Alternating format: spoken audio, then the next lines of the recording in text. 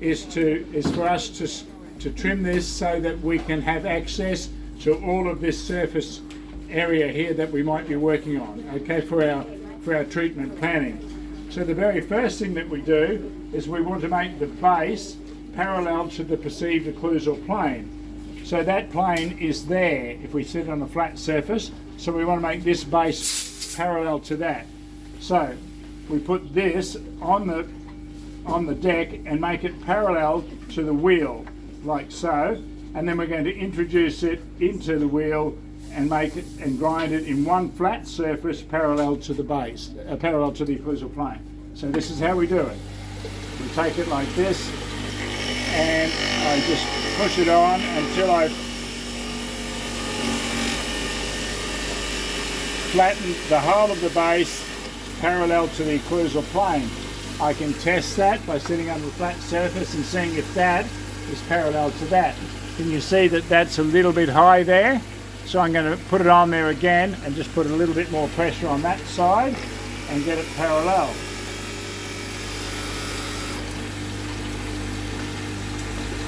And that's pretty good. That's parallel to the base, okay? All right, then I'm going to take this base and place it on there, and the posterior border I'm going to take into the hamular notch perpendicular to the midline. So I place the midline down the centre of the plate, introduce that and take it in just till I reach the hamular notch. And that is going to look like that. See the hamular notch there and there? We're going to leave those, okay? Now we're going to trim the side because we have the base flat and parallel to this. This side needs to be parallel to the buccal cusp of the first and second molar and the mesiobuccal cusp of the first molar. So I take those three and I line them up with that plate and I introduce it like that, and I take it in until I get to the deepest part of the sulcus. Can you see that the sulcus goes down and then starts to come up? When it gets to its deepest part, that's where I want this to come into. So, in a little bit further, remember, parallel to these three cusps, and you can see that it's just to the deepest part of that sulcus. On this side, same thing, parallel to those three cusps and into the deepest part of the sulcus.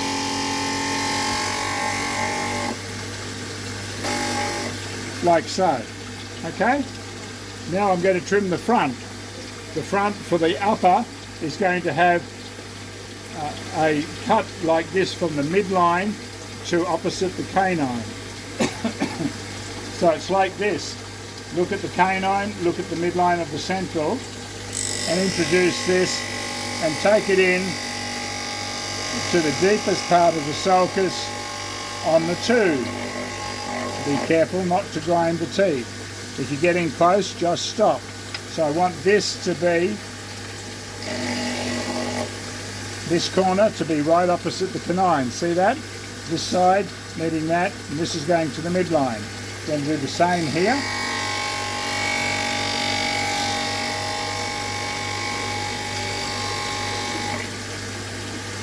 And we can see now that this is parallel to the, more or less parallel to the lateral, going in as far as I dare there, and we've got a point opposite the right on the midline, okay? And then the last thing we do is we fit this into the V here, so we cut this corner equally angular to both sides, like so. Fit it into the V of the, and our base should look symmetrically like that at the end, okay? Then we're going to simply take our plaster knife and take this down to the deepest part of the sulcus, all the way around in a bevel. Someone got a plaster knife handy? Thank you. So let's have a look at this, how we do this. There's the deepest part of the sulcus. I don't have to take much off there, but when I get to here, I need to reduce this down to the deepest part of the sulcus.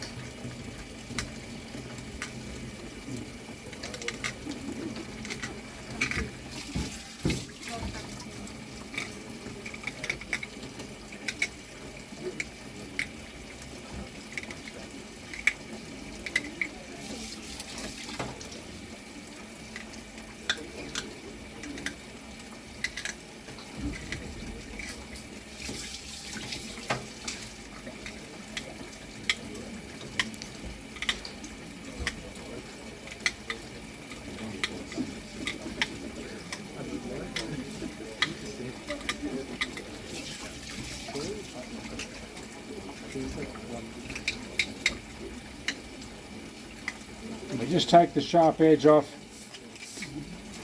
the back and bevel it like that all the way around.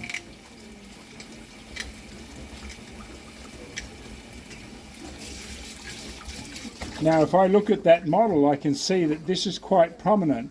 It's okay for me to put this back onto the grinding wheel and carefully, now that I can see how much space I've got, carefully move that in a little bit, and that would look like this.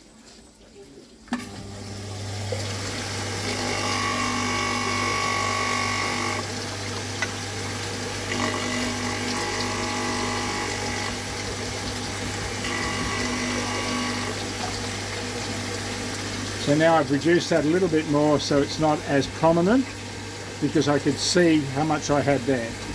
Underneath symmetrical, that's how we will do our upper model. Everyone clear? The lower model is exactly the same. We will make the base parallel to the occlusal plane. We will take it in, leaving the retromolar pads on the model, okay? Parallel to the three cusps again on either side. This one equiangular to both, in the V and equally angular. The only difference is that at the front we don't do two angles like that. We simply follow the sweep of the arch from K9 to K9, so we have that point and that point, but we don't have this. It's just nice even sweep all the way around. Okay, so that's how we want the models trimmed, ready for the articulation. Thank you.